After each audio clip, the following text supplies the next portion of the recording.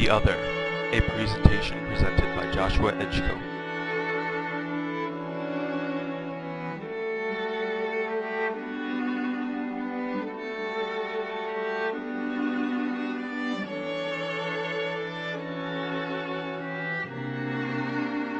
The other is something that we all have to deal with at some point in our lives, whether we want to face it or not.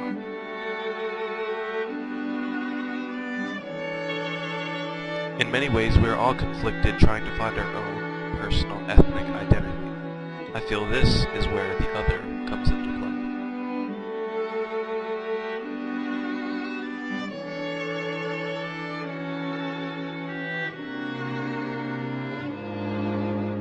play. Between conflicting cultural and ethnic identities, it is important to stress the individual interest of the person over the rivaling nature of their surroundings.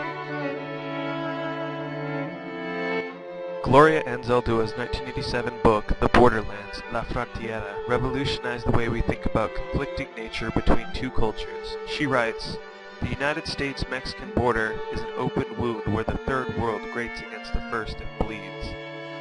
And before a scab forms, it hemorrhages again, the lifeblood of two worlds merging to form a third country, a border culture."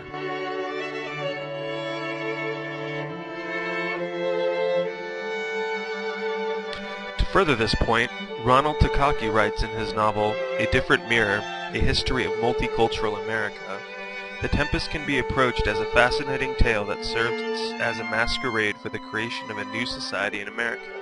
Seen in this light, the play invites us to view English expansion not only as imperialism, but as a defining moment in the making of an English-American identity based on race."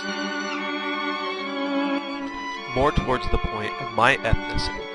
I don't self-identify with any particular culture. This otherness of self is directly related to a mix of several borderlands onto the American identity.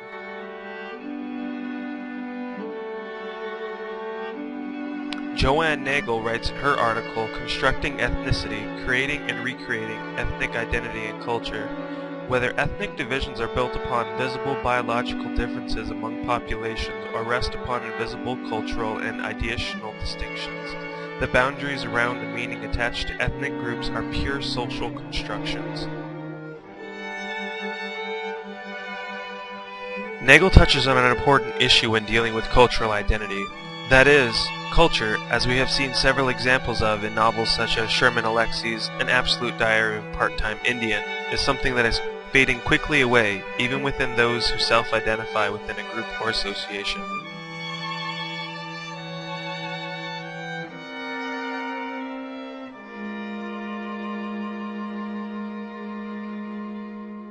Thomas C. Davis writes in his article, Revisiting Group Attachments, Ethnic and National Identity.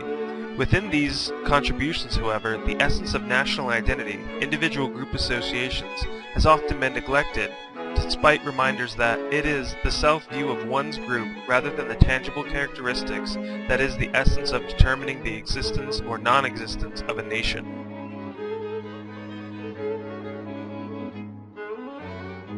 Without a group or association's tangibility within a national outlook, the lines between borders soon begin to shift inwardly and establish a more personal view of ethnic and cultural identity. Lori Ween writes in her article, This is Your Book, Marketing America to Itself.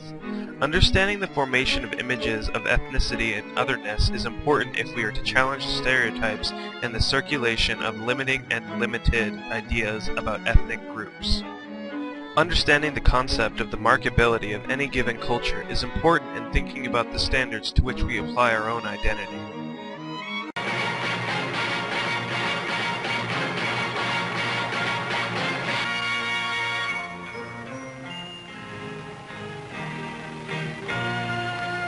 Some people have a deep, abiding respect for the natural beauty that was once this country. And some people don't. People start pollution. People can stop it. Looking towards graphic novels such as Zhene Yang's American-Born Chinese, the reader can establish a sense of racial and cultural stereotypes that are applied throughout the novel and gain an appreciation for what Wien describes as authenticity.